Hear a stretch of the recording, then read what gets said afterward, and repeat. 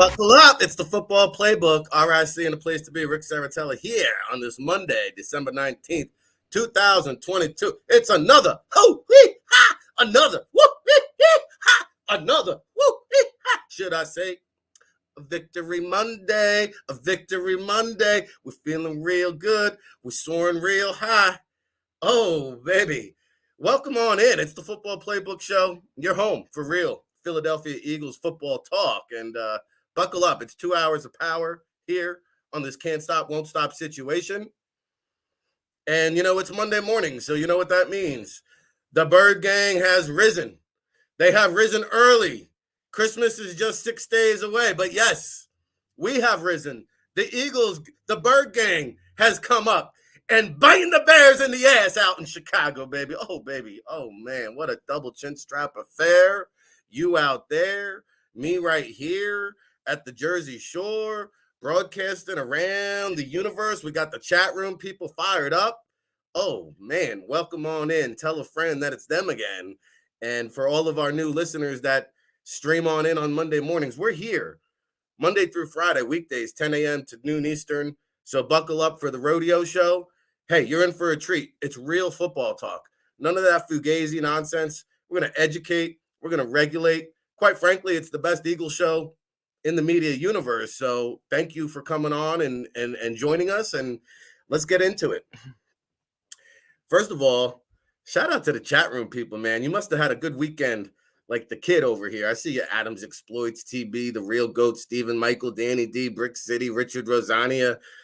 I'm Jam Ruiz. Good to see you. Alexander Freeman checking in from enemy territory. James Stella and all the chat room people.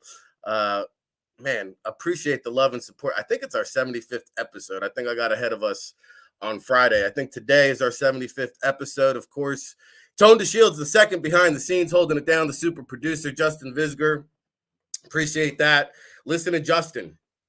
Smash that like button. It's all brought to you by the Ocean Casino Resorts in Atlantic City, your home for the Eagles pre- and post-game show. And, oh, by the way, January 1st, the Tailgate Takeover, Football Playbook, we're coming. Parking Lot G, we'll get into that. Shanteza, good morning. Thanks for strapping up on a Monday morning affair. And, yeah, don't worry, guys, there's no such thing.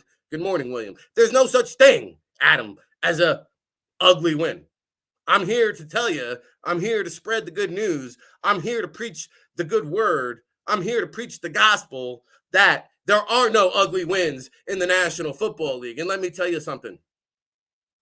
That, my friends, is what you talk about. Another persevered, adversity-filled victory on the road. Don't look now. Woo! The Eagles, this is what you call, where's Animal? Where's Hawk? When you need them, what a rush. This is what you call a road warrior team. Because you want to talk about, they didn't play anybody that good. Oh, well, they played Dallas minus Cooper Rush. Oh, well, they played the Vikings on primetime. Oh, this and that, this doesn't count for this doesn't count for that. There's something to be said when you can go on the road in the National Football League here in week number 15 and still be the only undefeated road team in the National Football League. Yes, that's right, 6-0, Philly Dilly, on the road. No team in the NFL has been able to match that. But don't worry. Don't worry, because after Christmas Eve, the road through the NFC runs through Philadelphia. Bottom line. Dallas, if you don't like it, do something about it. Why don't you worry about the Jacksonville Jaguars first? Okay? That is what you call a team victory. That is what you call, as Jalen Hurts referenced, perseverance. That is what you call a great team victory. And that is what your fearless leader said. We believed as a team. We came together as a team. And once again, they got punched in the mouth, but they didn't fall down. They didn't waver under the pressure. They didn't fall to the adversity. That was a frigid game, guys. That is what you call a preparation for the playoff atmosphere. Preparation for victory come January begins right now. Because you know what? The Eagles knew the Bears were better than their record. The Eagles knew the circumstances and the atmosphere and the weather were going to be a little bit different, right? A little bit different. 18 degrees come kickoff, 3-degree wind chill come kickoff. That's a good break-in for what to expect when you get deep into the playoffs come January in Philadelphia. And you heard A.J. Brown after the game. You know, Hassan Reddick said nobody was talking about the weather. Once the ball is kicked off, Hassan, let's stop it. A.J. Brown was talking about the weather. Sean Bradley said it was cold as fuck. Jalen Hurts said he couldn't feel his hands. Now, the wind hits a little bit different in Chicago. I don't think the Eagles are going to play a colder game than they did on Sunday. That's good. That's good. Battle tested. This team is battle tested. They do it on the road. They do it in the cold. They do it in the run. They do it just for fun. They do it in the air. They do it over there. They just don't care. And all you haters, woo, you can keep on hating. That's it. 13-1. Victory Monday. 6-0 on the road. Doing things that haven't been done before. Doing things this great history of the NFL has never even seen before.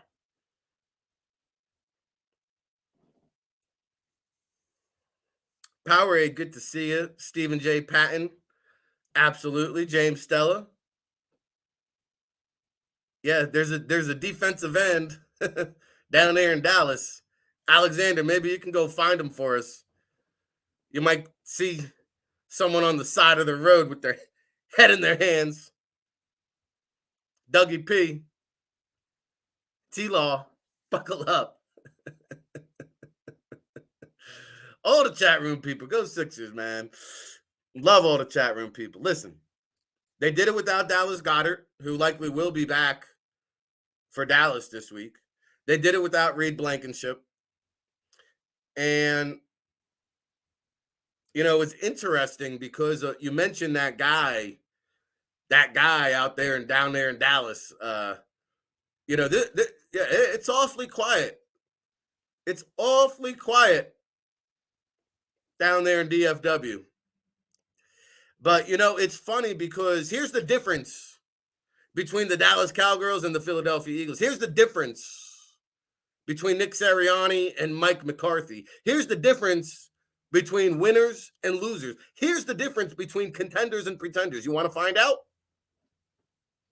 Bro, this is what we do here on the Football Playbook. Real talk, baby. Like, here's the difference between a winning mentality and a loser mentality. I said it last week. What Micah Parsons did is a loser mentality, right? Because Jerry Jones, he's a player's owner. Mike McCarthy, he's a player's coach. So is Sirianni. But, yo, my man Sirianni, he's laser focused. He's locked in. He don't listen to the outside noise, right? So when he called an emergency team meeting on Friday, right?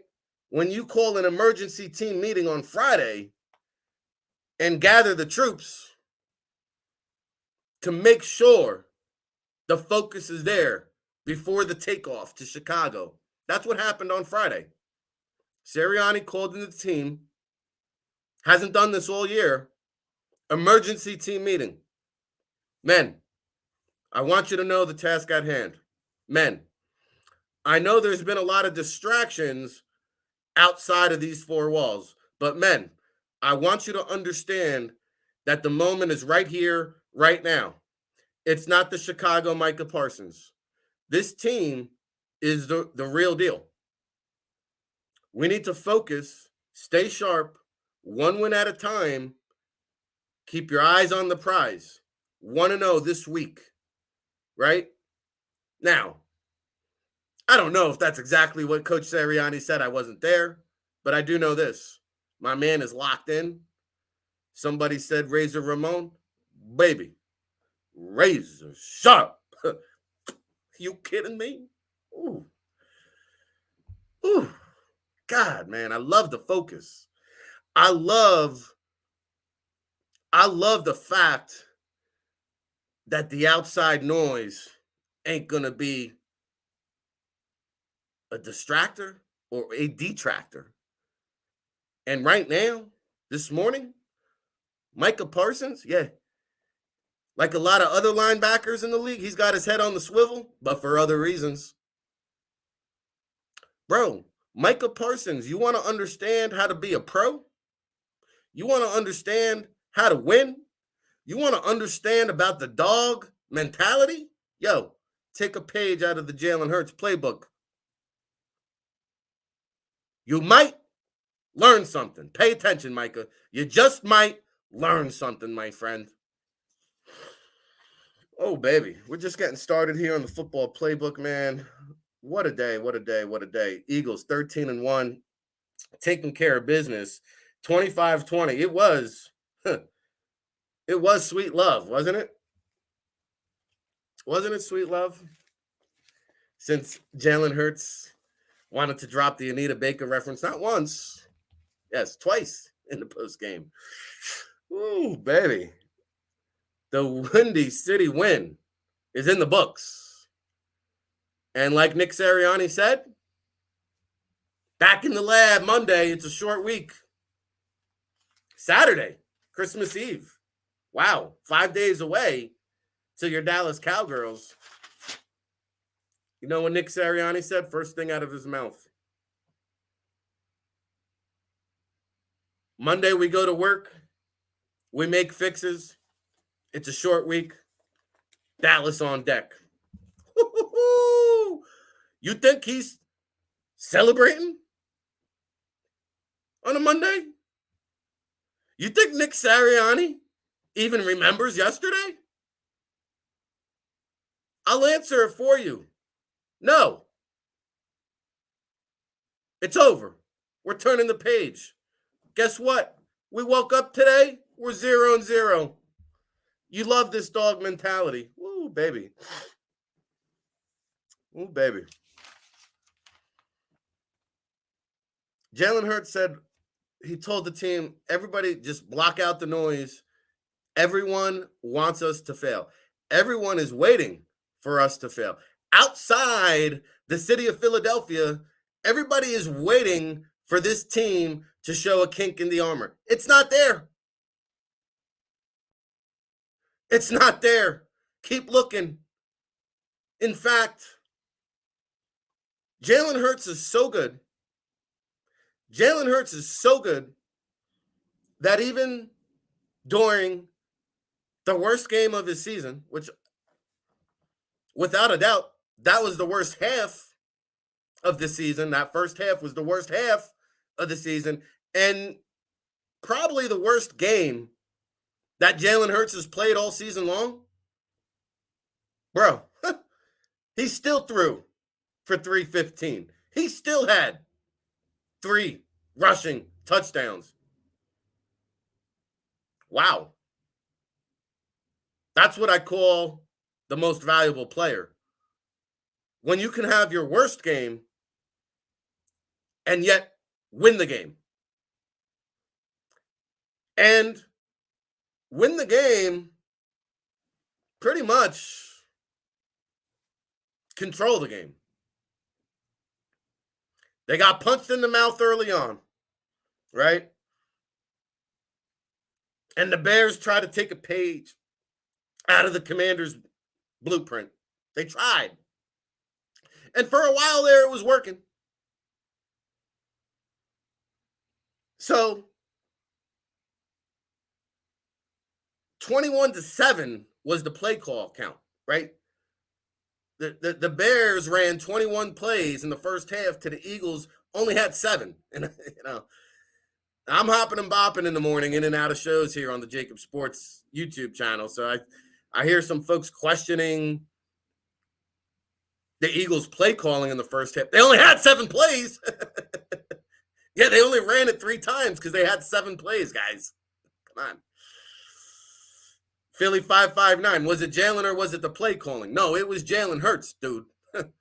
Bro, we'll get into it. It was Jalen Hurts, not the play calling.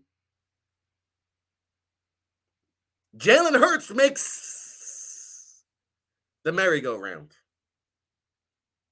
Jalen Hurts, last check, might just make the earth spin on its axis. That's what a high level he's playing at.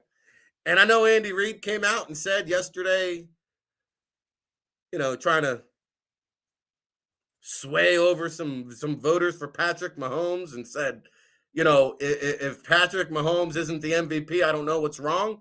Andy, Mr. Reid, do me a favor. Throw on your old football team and watch the film, my friend. Patrick Mahomes ain't the MVP. Jalen Hurts is. And if you want me to keep it real, because that's what Ric Serritella does on the Football Playbook, Patrick Mahomes shouldn't even be second in the MVP. You remember a couple weeks ago when Joe Burrow took the axe and chopped them down like the Jolly Green Giant? Bro, the national media needs to buy a clue because they ain't watching and seeing what I'm seeing. They don't remember 2-3 weeks ago when Burrow took Mahomes out to the woodshed. Why would Patrick Mahomes be the MVP? Why would Patrick Mahomes even be the MVP over Joe Burrow? Never mind Jalen Hurts. Give me a break. But that ain't what we're about here in Philadelphia. That ain't what Jalen Hurts is about. That ain't what Nick Sirianni is seeking. That ain't about what the Bird Gang is. We about that team, bro. We about that team, right? Jalen Hurts said it was a team effort. Even though he played like shit and they bounced back and he got the train back on track, it's all credit to the team. Nick Sirianni, it's all about the team. And Micah Parsons and Patrick Mahomes and Andy Reid, it's about them. It's about you. It's about individuality. Nah, bro. Over here, we fly as one in the V formation, baby. Woo! Man. It's getting hot in here on this Monday, December 19th, 2022. Ooh, baby. Ooh, baby. By the way, the Paw Patrol lookout tower is en route. Who let the dogs out? Bro, watch out, Dallas. We about to bite. Wait till I get down to the tailgate takeover. You guys think I'm fired up now? Woo! I hope you guys make it down to the tailgate takeover. We're going to ring in 2023 with a bang. Yeah. Yeah.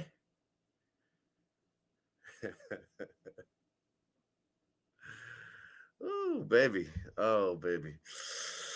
So, Sirianni calls the private team meeting on Friday, refocuses the team. He knows the task at hand. That's what you call a coach with a presence. And, we say, like, you got the finger on the pulse. Nick Sirianni's got the finger on the pulse of his team. Pretty good stuff there, man. Make sure we're focused before we enter the Soldier Field, Windy City win. Woo! Baby. So, by the way, again, what an interesting start to the game, right? We had penalties, we had injuries, we had stoppage of play. It was a funky start to the game, and you were saying once again, what are we in for? But man, you kind of knew, like, the Bears came out, rip roaring, ready to go. Like, they were all fired up. This was their Super Bowl, right? And the Eagles took it on the chin. The Bears gave them their best shot. But even early on, when Fields was flying high and the Bears were looking good, there was this underlining tone that despite all the luck they're having early on, let's keep it in check with reality. And the reality is this team it might not be the Chicago Micah Parsons. It is the Chicago Fields. I mean, it's Fields and a bunch of dudes. Really. Man. They've got no supporting cast, no weapons on offense. And granted, you've got to go back to the 2009 New York Jets to find a team in the NFL that runs the ball more than the 2022 Chicago Bears. But they were minus Khalil Herbert. We knew that. They didn't have Darnell Mooney coming in. We knew that. N'Keal Harry was ruled out. We kind of knew that. Chase Claypool, who was questionable, we didn't know until game day, he was also out. And then first drive, Equanimus St. Brown, he goes out with an injury, with a concussion. And then I think the very next play, they go to a commercial break. The very next play, they come back, they run. Tevin Jenkins, their best offensive line. Oh, he goes down due to injury. Man, I give the Bears a lot of credit for keeping it close, 25-20. And I'll tell you what, if they're able to build around this young man, Justin Fields, you're looking at a prime contender in the NFC in another year or two. Best believe it. But yo, the sack pack was back on and popping. 6 sacks. Again, third straight week. First time since 1997 that they've done that. 6 sacks in 3 straight games. Hassan Reddick played his best game of the year, in my opinion. Bro, this team, look at this. 55 sacks through 14 games. Jonathan Gannon, you get a game ball, my friend. 55 sacks in 14 games, which leads the NFL, by the way.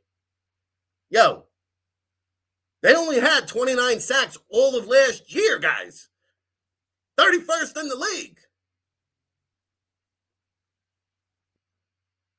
They had 29 sacks last year. They're about to double down on that this year already. 55 through 14 games. Hey, buckle up. Yes, Alexander Freeman, you came up with the sack pack. That, like the Rat Pack, we got the sack pack. And no, it's not yet snowing here at the Jersey Shore, and we really don't care. Because rain, sleet, or snow, they're going to want their money. Hell no. Bank it in, cash it in, get your tickets down at the Gallery, Ocean Casino Resorts. Eagles are your Super Bowl contenders, favorites. Jalen Hurts is your MVP contender, favorite. Yo, the Football Playbook is the best Eagles show on the planet, facts. We're going to take a quick commercial break, Tone. When we come back, we're just getting started. Buckle up, strap them up, lace them on, smash that like. We'll be back.